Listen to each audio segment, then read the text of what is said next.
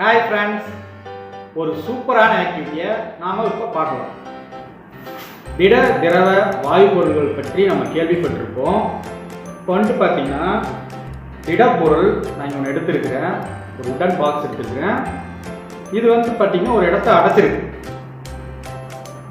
அதே மாதிரி இப்போ வந்துட்டு ஒரு வாட்டர் பாட்டில் எடுத்துருக்கிறேன். இப்போ இதுக்குள்ளே வந்து வாட்டர் ஃபில் பண்ணியிருக்கேன். இந்த வாட்டர் வந்துட்டு வாட்டர் பாட்டிலில் ஃபில் ஆகிருக்கு. வாயு பொருட்கள் ஒரு இடத்த அடைச்சிக்குமா? நீங்கள் எங்கேயாவது பார்த்துருக்குறீங்களா? நம்ம ஒரு சின்ன ஆக்டிவிட்டி மூலிமா நம்ம இப்போ தெரிஞ்சுக்கலாமா? வாங்க. நான் இப்போ வந்துட்டு ஒரு பீக்கரில் தண்ணி எடுத்துருக்கிறேன். அடுத்து வந்து பார்த்தீங்கன்னா ஓப்பன் ஃப்ரெஞ்ச் ஒன்று எடுத்துருக்கிறேன். நெக்ஸ்ட் வந்துட்டு தெர்மோகால் பால் ஒன்று எடுத்துருக்கிறேன். தெர்மோகால் பாலை தண்ணியில் போடுறேன். அது இப்போ மிதந்துட்டுருக்கு. அதை மேலே சிரஞ்சை வச்சு நான் புஷ் பண்ணுறேன். அது இப்போவும் மிதந்துட்டே தான் இருக்குது, பாருங்களேன். இந்த தெர்மோகால் பாலை நம்ம தண்ணிக்குள்ளே கொண்டு போகிறதுக்கு நம்ம என்ன பண்ணலாம்? இந்த சிரஞ்சு மேலே நான் விரல் வச்சு க்ளோஸ் பண்ணியிருக்கிறேன். க்ளோஸ் பண்ணதுக்கப்புறம் இந்த தெர்மோகால் பாலை நான் அந்த தண்ணியில் புஷ் பண்ணுறேன்.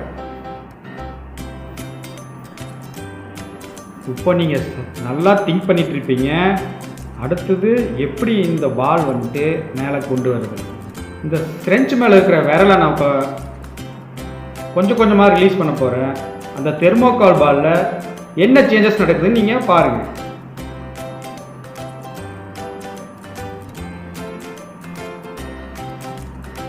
இந்த சிரஞ்சு மேலே என்னுடைய விரல் வச்சு க்ளோஸ் பண்ணுறப்போ மட்டும் ஏன் இந்த தெர்மோகால் பால் வந்துட்டு தண்ணிக்கு கீழே போணுச்சு?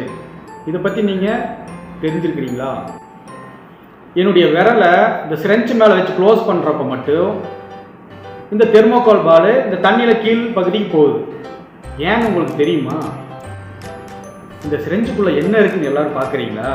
இந்த சிரஞ்சுக்குள்ளே காற்று இருக்குது. அது நம்ம கண்ணுக்கு தெரியறதில்லை. இந்த சிரஞ்சை நான் தண்ணியில் வச்சு அழுத்துறப்போ இந்த சிரஞ்சுக்குள்ள இருக்கிற காற்று மேல் வழியாக வெளியே போயிடும். இந்த வழியை என்னுடைய விரல் வச்சு அடைக்கிறப்போ உள்ளே இருக்கிற காற்று வெளியில் போகிறதுக்கு வழி இல்லை. இதனுடைய மேல் பகுதியை என்னுடைய விரலை வச்சு நான் க்ளோஸ் பண்ணிட்டேன். இதை நான் தண்ணிக்குள்ளே அழுத்துறப்போ சிரஞ்சுக்குள்ளே இருக்கிற இடத்த காற்று வந்து அடைச்சிக்குது. அதனால் தெர்மோகால் பால் கீழே போகுது. இந்த செயல்பாட்டிலிருந்து காற்றும் ஒரு இடத்த அடைச்சிக்கும் அப்படின்னு நம்ம தெரிஞ்சுக்கிட்டோம். இதை நீங்கள் உங்கள் நண்பர்களோட வீட்டில் ஈஸியாக செஞ்சு பார்த்து கற்றுக்குங்க. நன்றி.